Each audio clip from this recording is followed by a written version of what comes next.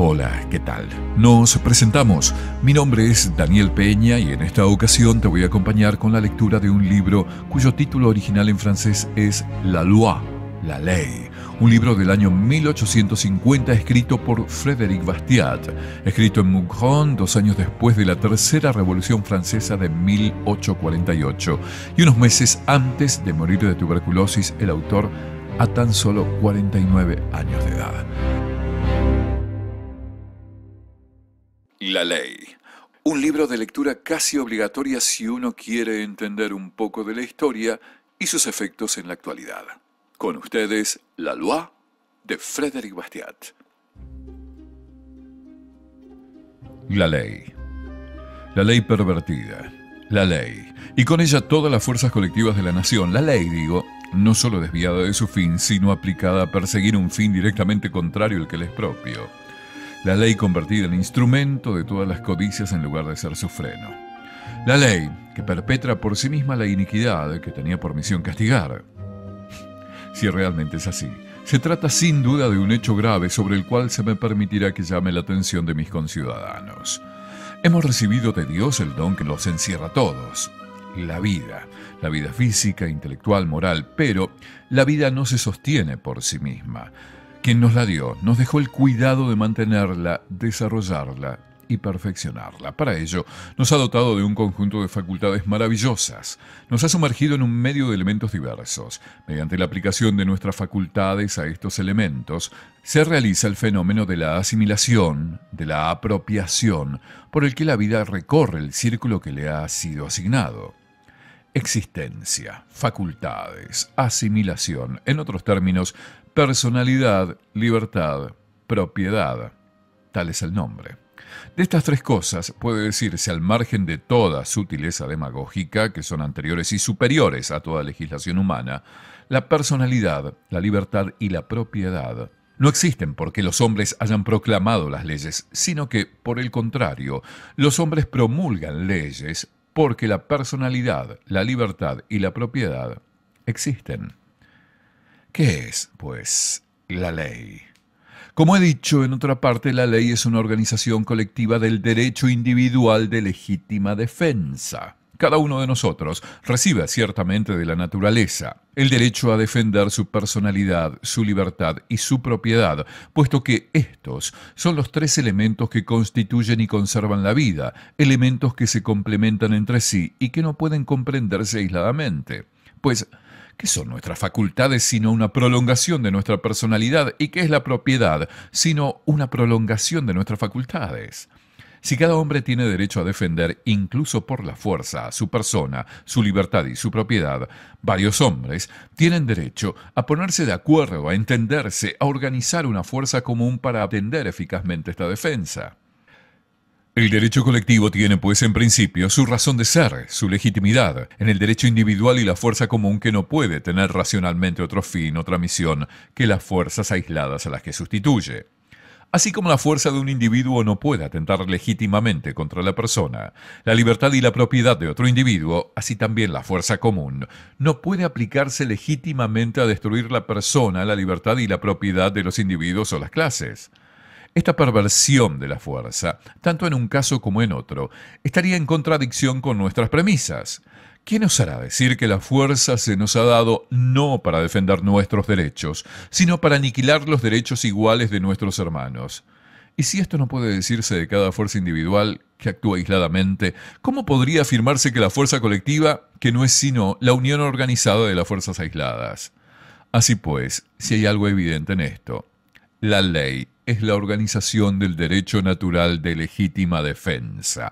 Es la sustitución de las fuerzas individuales por la fuerza colectiva, para actuar en el ámbito que aquellas tienen derecho a actuar, para hacer lo que las fuerzas individuales tienen derecho a hacer, para garantizar a las personas las libertades y las propiedades, para mantener a cada uno en su derecho, para hacer reinar entre todos la justicia.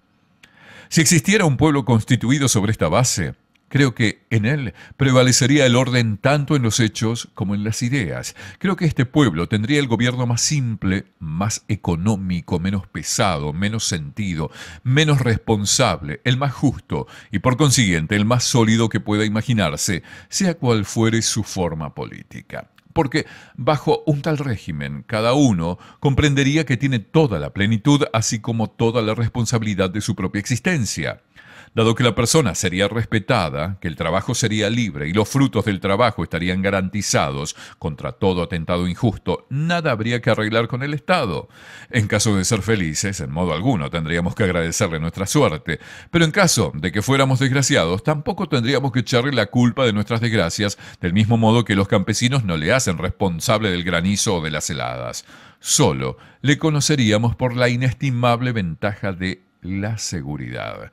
Puede afirmarse también que gracias a la inhibición del Estado en lo que respecta a todos los asuntos privados, las necesidades y las satisfacciones se desarrollarían en el orden natural. No se vería a las familias pobres buscar la instrucción literaria antes de tener pan. No se vería que las ciudades se pueblan a costa del campo o el campo a costa de las ciudades. No se producirían estos grandes desplazamientos de capitales, del trabajo, de la población, provocados por medidas legislativas y que hacen tan inciertas y tan precarias las fuentes mismas de la existencia y que agravian, por lo tanto, en gran medida, la responsabilidad de los gobiernos. Por desgracia, la ley no se ha limitado a cumplir la función que le corresponde, y cuando se ha apartado de esta función, no lo ha hecho en asuntos neutros y discutibles. Hizo algo peor, obró contra su propio fin, destruyó su propio fin, se dedicó a aniquilar la justicia que había debido hacer reinar, a borrar entre los derechos el límite que debería haber hecho respetar.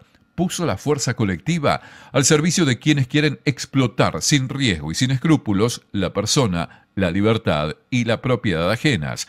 Convirtió el despojo en derecho para protegerlo y la legítima defensa en crimen para castigarlo.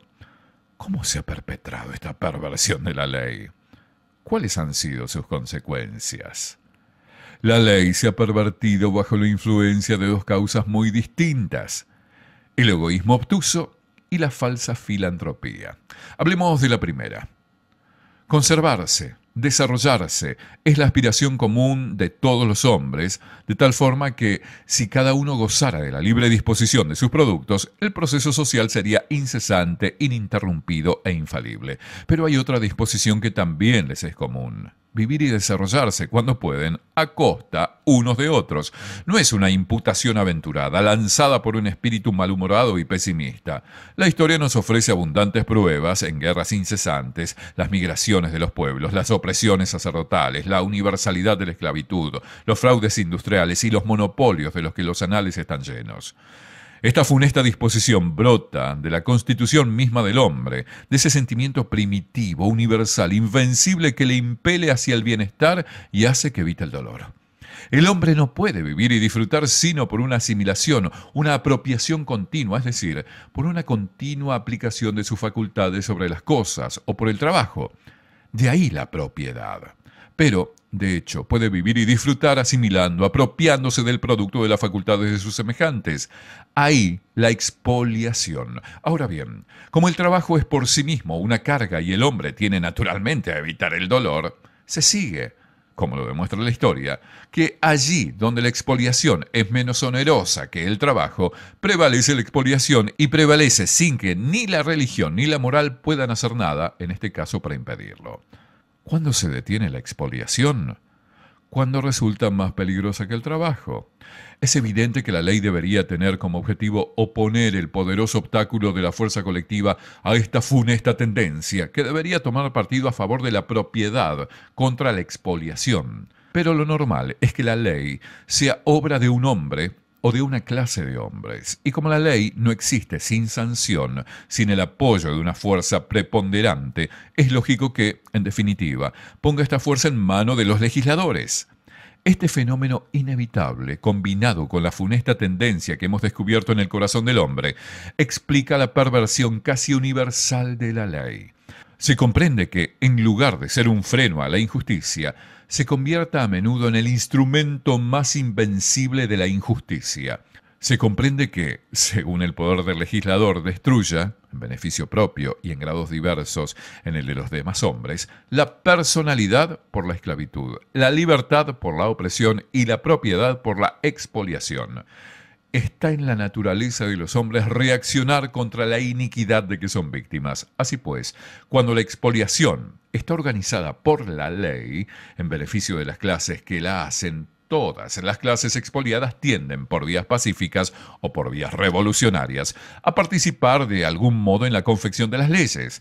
Estas clases, según el grado de ilustración a que han llegado, pueden proponerse dos fines muy distintos cuando persiguen por esta vía la conquista de sus derechos políticos, o bien quieren hacer que cese la expoliación legal, o bien aspiran a tomar parte de la misma. Desdichadas, 3 veces desdichadas las naciones en las que esta última actitud domina entre las masas, cuando se apoderan a su vez del poder legislativo. Hasta ahora, la expoliación la ejercía un pequeño número de individuos sobre la gran mayoría de ellos, como podemos observar en los pueblos en el que el derecho a legislar se haya concentrado en unas pocas manos. Pero ahora se ha hecho universal y se busca el equilibrio en la expoliación universal. En lugar de extirpar lo que la sociedad contiene de injusticia, esta se generaliza. Tan pronto como las clases desheredadas recuperan sus derechos políticos, lo primero que se les ocurre no es liberarse de la expoliación, lo cual supondría una inteligencia que no poseen, sino organizar un sistema de represalias contra las demás clases y en su propio perjuicio, como si fuera preciso, antes de que llegue el reino de la justicia, que una cruel retribución viniera a golpear a todas las clases, a unas a causa de su iniquidad y a otras a causa de su ignorancia.